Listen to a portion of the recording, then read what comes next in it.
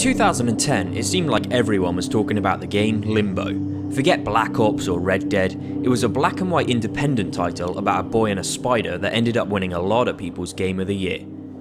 It was developed by Playdead, who went on to create the game Inside, a game pretty similar to Limbo, but in my opinion, it was the far superior experience. Not only did it control better, it had a more interesting setting, and arguably it had the more memorable puzzles. I always found that the controls in Limbo were a bit sluggish, but with Inside, not only were they vastly improved upon, they were also beautifully animated. By wiggling the analog stick back and forth, you could even pull off some pretty sweet dance moves. Nice. It took place in a strange world where it's never made quite clear what exactly was going on. It seemed like it was either conform to the rules, or you'd end up getting brutally hunted down. And just like in Limbo, despite the playable character only being a young boy, the deaths were grisly.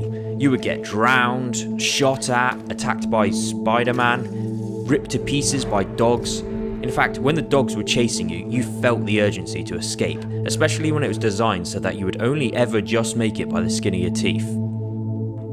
Most of the other characters in the game were mindless zombies. No, not a flesh-eating kind, but the kind that would follow orders without thinking for themselves. This would go on to be used to create some pretty fun puzzles, where the zombie-like people would follow your exact controls, or stumble along behind you like you were some kind of brainwashing Pied Piper. There was also the odd underwater section, where you would find yourself in a small submarine. These sections did provide something different, although personally I thought that they may have dragged on for a bit too long. Right from the start, the puzzles in Inside were kept interesting. There was no tutorial of any kind, but thankfully it didn't begin with any really easy puzzles, which can often bog down the pace in this type of game. From a technical standpoint, Inside was perfect. The graphics, things like water and light were all truly impressive.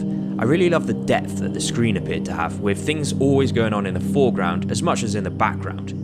There's not much to talk about in the way of music, but the long periods of silence added to the eerie mood.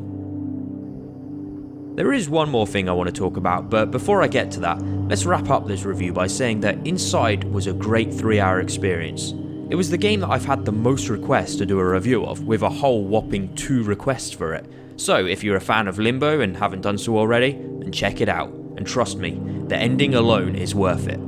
So here we go, spoiler alert time. Ready? Okay. The game ended with you forming a kind of blob of human bodies. It was like a disgusting orgy of limbs as you became a monster smashing your way through the building. As well as being a lot of fun, I'm sure that this ending can also be interpreted to mean a lot of different things. If you got any thoughts on it, then please leave them in the comments below, because each person who plays a game like Inside takes away something different from it. But all I know is, it was certainly an eventful journey and it's definitely worth checking out. Thanks for watching my Inside review. If you enjoyed it, then click here to subscribe to A's Gaming Moments, and if you're looking for a new game to play, then check out my last 2 reviews for a couple of my recommendations. Until next time, A signing out.